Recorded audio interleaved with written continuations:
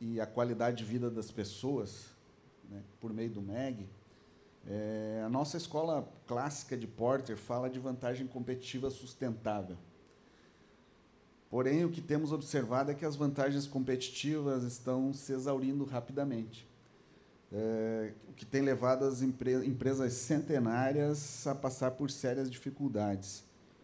Aqui na Academia Fiesc de Negócios, estamos trabalhando com o conceito de vantagens competitivas transitórias, né, da Rita McGrath, porque as organizações elas têm que rapidamente inovar para criar novas vantagens competitivas, senão elas não sobrevivem.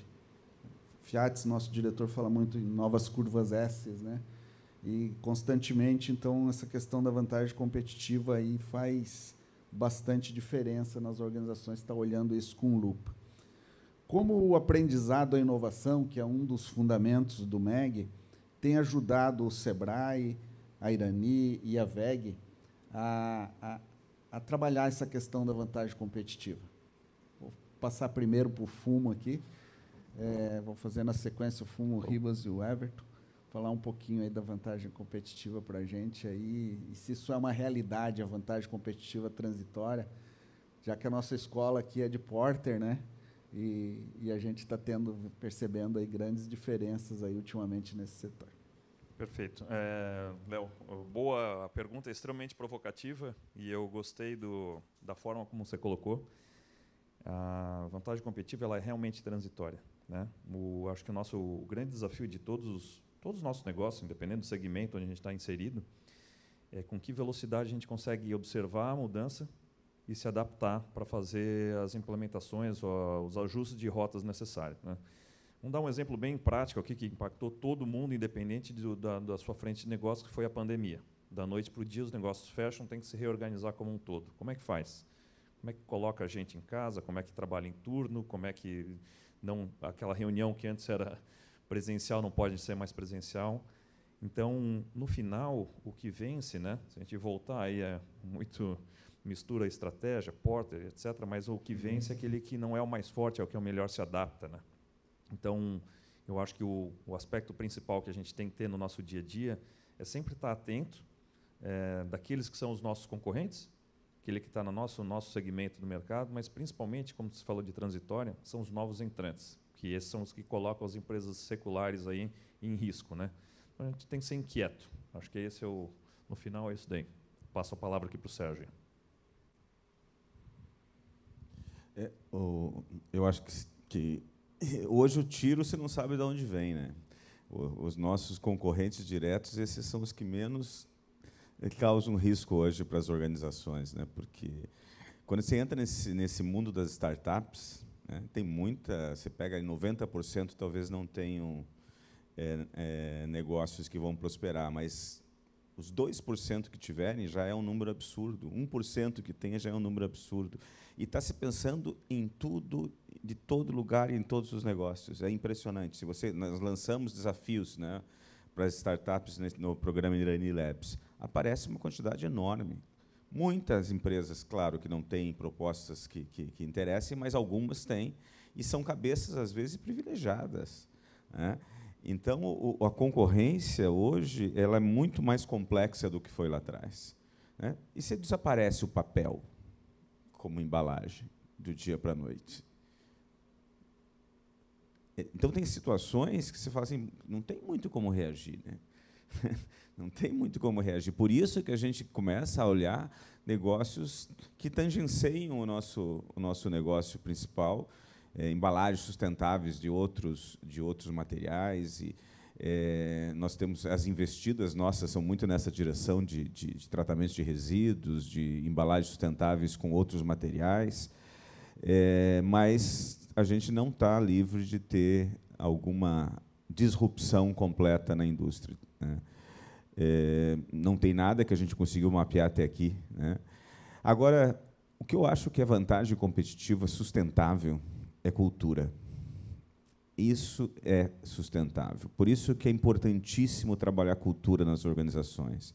Nós fizemos, nesses últimos 3 anos, um trabalho com apoio de uma consultoria, em que nós identificamos quais são os pontos fortes da nossa cultura e quais são as entropias. né? E quando você trabalha as entropias e você potencializa os pontos fortes, você vai forjar uma cultura de alto desempenho, né?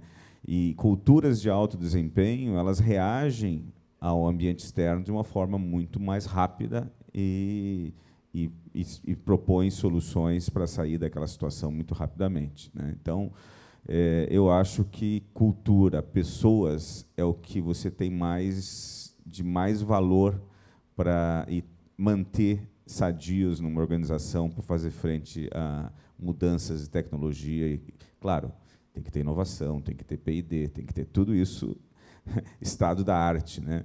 Mas nem assim você está livre de ter disrupções muito grandes nas indústrias, como está acontecendo no mundo todo, em todas as áreas, né? A gente não sabe de onde vem o tiro, essa que é a verdade.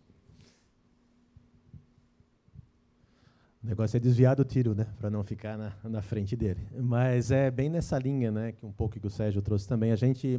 Nós temos um programa de investimento em startups, o Sebrae investe, né, como empresa investidora mesmo, mais alguns fundos, e um programa de desenvolvimento de startup também.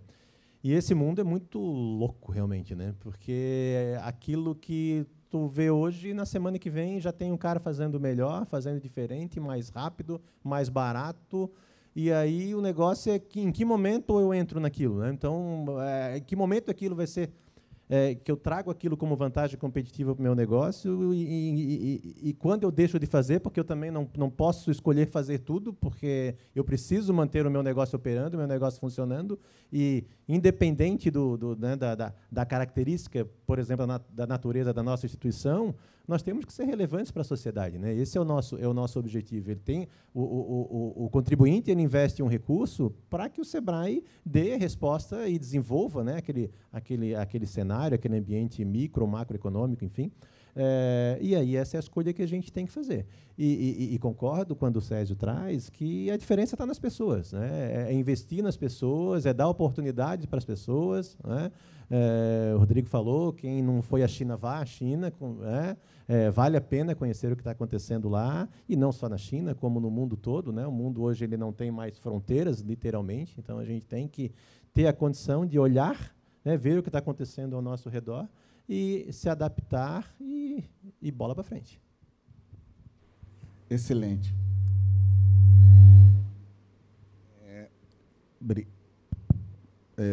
Roberto Zardo traz uma pergunta aqui mais específica para o fumo. Essa é uma pergunta bem interessante, que é uma dor que nós temos percebido na nossa indústria, que é a questão da sucessão nas organizações, né? E uma empresa familiar com 3 nomes, né, da WEG, aí Décio Silva é um conselheiro nosso aqui, ele traz, a primeira pergunta é como foi e como está sendo feito o processo de participação de dezenas de herdeiros na gestão da WEG, né? E uma outra pergunta também do mestre Zardo aí é o que a WEG faz para disseminar seus valores para 40 mil colaboradores. Então, 2 grandes desafios, um é a sucessão, né? Quando a empresa começa a partir para a 2ª, 3ª geração, e na 4ª começa a exponenciar e não tem espaço para tanta gente dentro das empresas. É um baita de um desafio, temos enfrentado isso com bastante dificuldade. E outro é como aculturar, que foi bem explorado pelo Sérgio também na fala dele, dentro da organização de 40 mil colaboradores, essa cultura de resultados que vocês têm. Perfeito. A pergunta, as duas são excelentes. Eu entendo o seguinte, vamos pela primeira, que é a parte da sucessão, né? Um ponto muito interessante que os fundadores trabalharam desde o início dentro da empresa foi procurar treinar, desenvolver e capacitar pessoas que tivessem contribuição relevante para o negócio, sendo da família ou não. Chegou um determinado momento que algumas pessoas que faziam parte da estrutura da empresa, que eram familiares, foram tirados da operação, ou foram substituídos por outros profissionais que realmente poderiam contribuir de maneira melhor.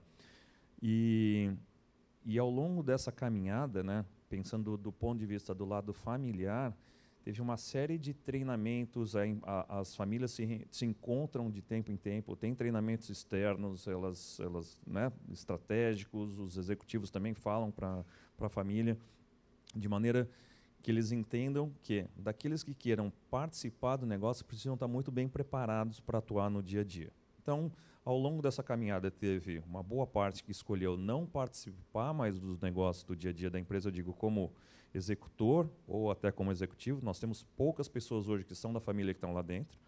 E uma parte acompanhou aí pelo conselho de administração, que é onde sim, está lá, por exemplo, o seu Décio, o seu Sérgio Schwartz e o seu Martin Werninghaus, que são os representantes da família que batem o bumbo nos bastidores ali para fazer o negócio acontecer. Então, eu acho que tem esse caminho de ter a participação da família nos bastidores olhando, mais um desenvolvimento profissional muito intenso, né?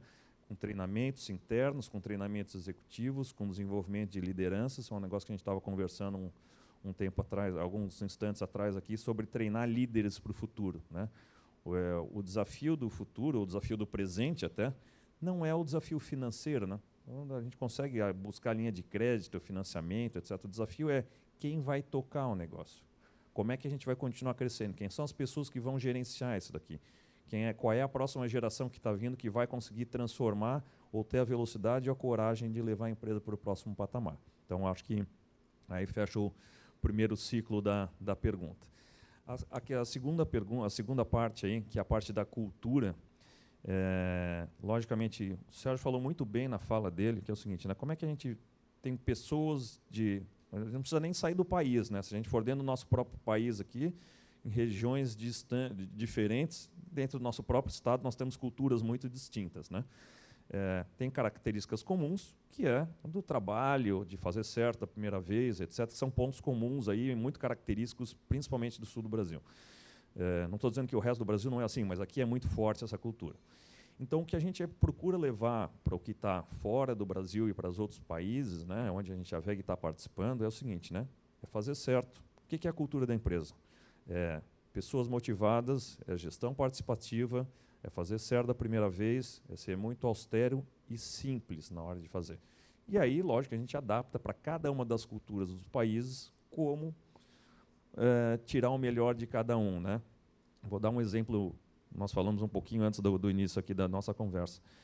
Chinês, o alemão e o americano, né? Morei 5 anos na China, estudei na Alemanha e passei 1 ano nos Estados Unidos. Eu adoro trabalhar com essas 3 culturas, todas as culturas do mundo, mas essas 3 em especial. Chinês, por quê? É extremamente rápido no que ele faz. Muito rápido, ele é ágil. Se mandar mensagem para ele à meia-noite, ele vai te responder em 10, 15 minutos, ele te responde. O alemão, ele vai querer fazer certo. E o americano, ele vai saber o seguinte, eu vou ganhar dinheiro ou não. Então, se juntar os 3 aí, você tem quase que uma combinação perfeita na hora de fazer negócios, né? E isso é entender a essência da cultura de cada país para tirar o máximo da performance. Espero que eu tenha respondido aí. Perfeito, Fumo. Obrigado.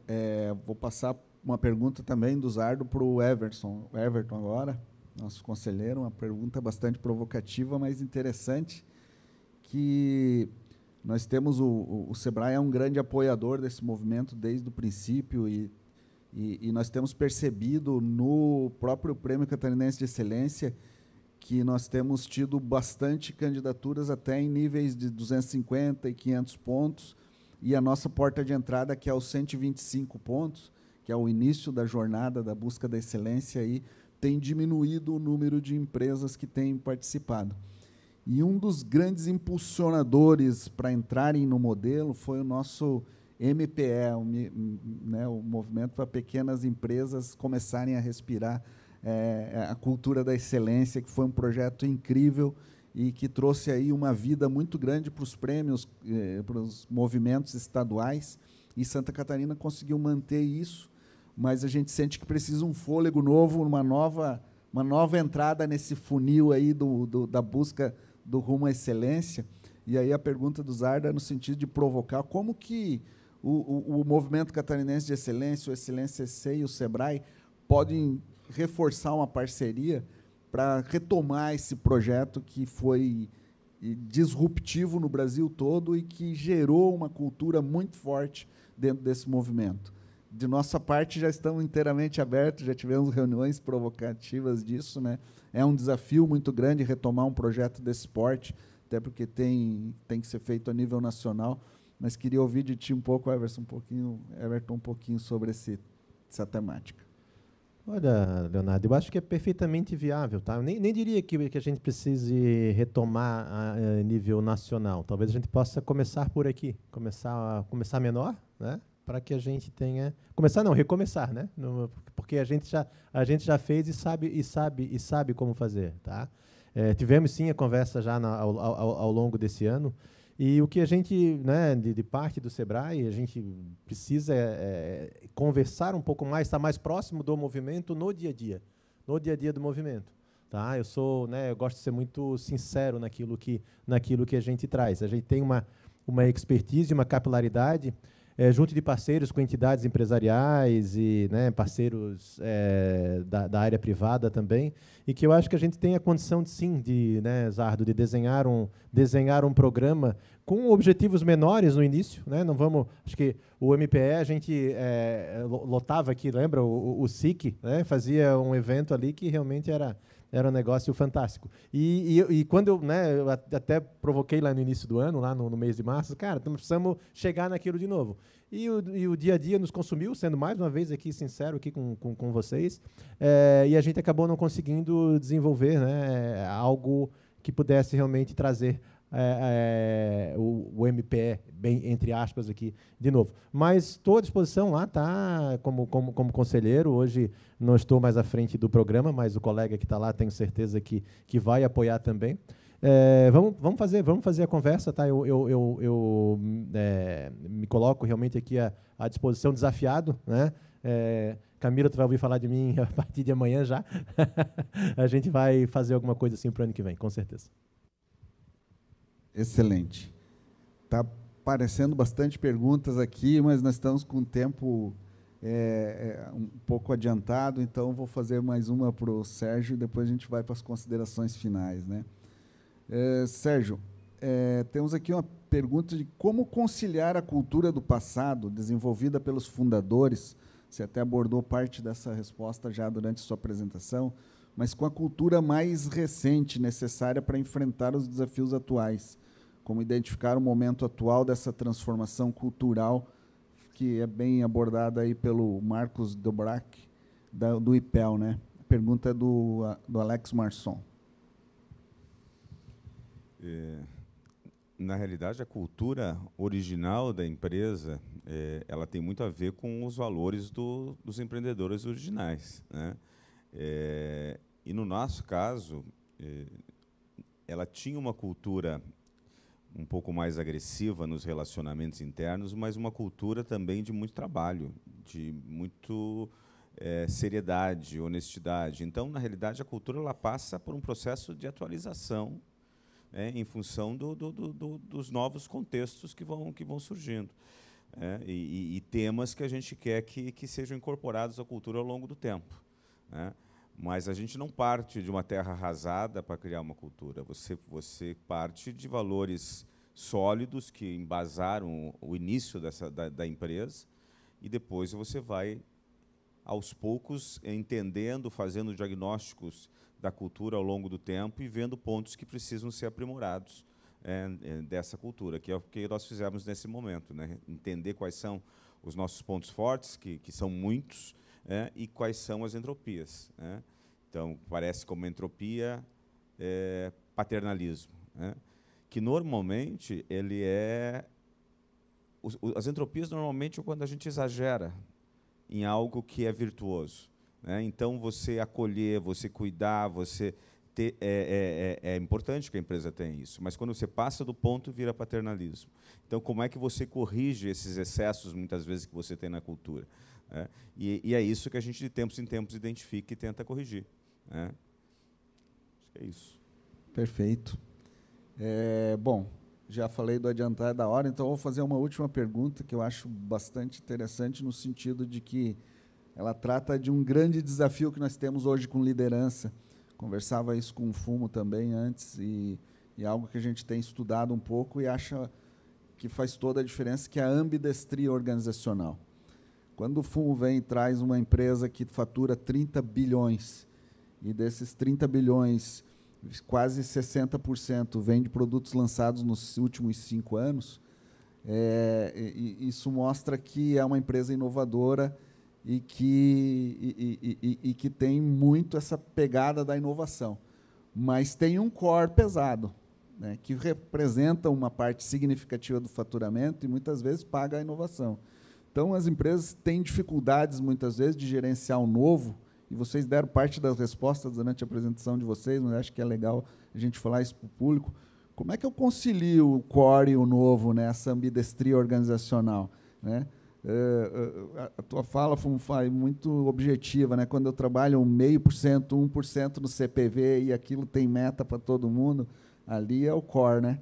E o novo a gente está trabalhando aí de diversas formas, mas queria ouvir de vocês um pouco disso e já com as considerações finais que, encerrando a fala, a gente conclui. Posso começar, então? Por favor. Eu acho que a ambidestria, no nível de diretoria, ela acontece o tempo todo, né? Porque você está, de um lado, acompanhando os resultados da operação atual e o tempo todo discutindo o futuro, tendências, o crescimento do próprio core, né? Porque muitas vezes a inovação ela tem um papel fundamental, mas você precisa continuar relevante muitas vezes no core. E quais são os próximos passos de crescimento do core? Então, eu vejo que, no nosso caso, a nossa diretoria está muito mais voltada para acompanhar os resultados das operações que são tocadas pelo nível gerencial, praticamente poucos diretores operacionais, e a diretoria se ocupando muito mais de temas estratégicos, até por conta de demandas cada vez maiores do conselho, né? Os conselhos eles estão instigando as diretorias, principalmente as empresas de capital aberto, a estar se reinventando what's next. Essa agora é a palavra what's next. Não, está tudo bem, está tudo bonitinho, ganhou o prêmio. Ah, que bacana. What's next?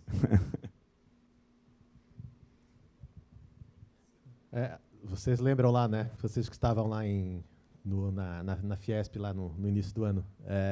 Ganharam o bronze, vamos pro ouro, né? Não é pro prata. Então, isso realmente, essa pressão vem. Mas eu acho que realmente a gente precisa olhar pro negócio, né? Uma empresa, uma instituição como o Sebrae, ela tem evidente objetivos distintos dos parceiros que estão aqui conosco no palco, mas a gente tem um mínimo para entregar, né? Que é aquilo que vem pactuado. Então, a gente precisa encontrar um meio, uma estratégia de garantir aquilo com o mínimo de esforço possível, né? Essa é o que a gente tem que encontrar, né? Ter essa parte do negócio resolvida para nos dar condição de tempo, porque isso leva tempo, né? E recurso para poder investir no novo. Então, é o que a gente vem fazendo já há algum tempo, né? Tivemos agora, essa semana, uma reunião de diretoria executiva, ontem, do que eu me lembro dos últimos anos, a primeira é que a gente, no dezembro, agora, no final da semana, as metas estão resolvidas. Isso quer dizer que o quê? Que a equipe está com tempo para inovar, para buscar novos caminhos e para projetar, né? O almoço está resolvido, né?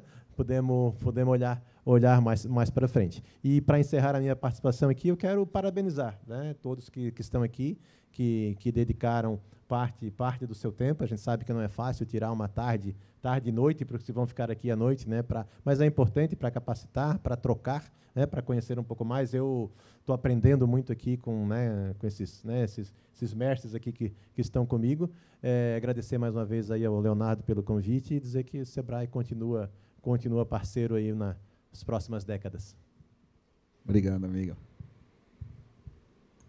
Obrigado. Deixa eu fazer minhas considerações finais, aí, até para a gente não consumir muito do tempo. Aí. Pessoal, então, a questão da ambidestria eu acho que é fundamental, né? Eu entendo que uma parte do que a gente está fazendo no dia a dia tem que ter, ou, dependendo do tamanho da empresa, ou algum grupinho de pessoas ali pensando em algo diferente. Então, é uma forma de garantir o hoje e ter um grupo de pessoas que está olhando um pouco adiante, né? Ou reservar uma parte do tempo para fazer isso. Lógico, o tempo é sempre complicado quando é a mesma pessoa, porque entre o cachorro que está te mordendo mais de perto é aquele normalmente que você vai chutar primeiro, né, para ele parar de te morder. Então, tem que ter alguém um pouquinho mais dedicado, um pouco mais de tempo, uma área olhando mais adiante. Então, esse eu entendo que é o caminho de dar a oportunidade, né, de ter essa ambidestria. E, logicamente, como o Sérgio bem pontuou aqui, a diretoria tem um papel fundamental de atuação não só do garantia operacional, do estratégico, principalmente, né? Então, garante o almoço, mas está olhando mais adiante. Como é que eu mudo o negócio? Que velocidade que está mudando o mundo e como é que eu posso participar? E aí entra minhas considerações finais, porque quando a gente quer mudar o mundo, né, pessoal, a gente acha que é um negócio muito complexo, né? Mudar o mundo começa a olhar, observar o que está acontecendo ao nosso redor, né? Regionalmente, estadualmente, nacionalmente, depois internacionalmente. Quem são os players, quais são as suas vantagens, quais são as suas fraquezas, qual é o plano de ação para resolver aquilo lá. Não precisa ir lá para os Estados Unidos para fazer um treinamento super bala. O Sebrae está cheio de treinamentos e capacitações aqui que podem contribuir. A Fiesc, através da Escola de Negócios aqui, tem um programa fantástico de reinvenção da indústria. Então, acho que a gente tem dentro de casa, dentro do Estado, oportunidades fantásticas de treinar nossas equipes, de treinar os nossos profissionais, os nossos executivos, para que possam levar os negócios para um próximo patamar. Obrigado. Muito obrigado. Vou pedir uma salva de palmas.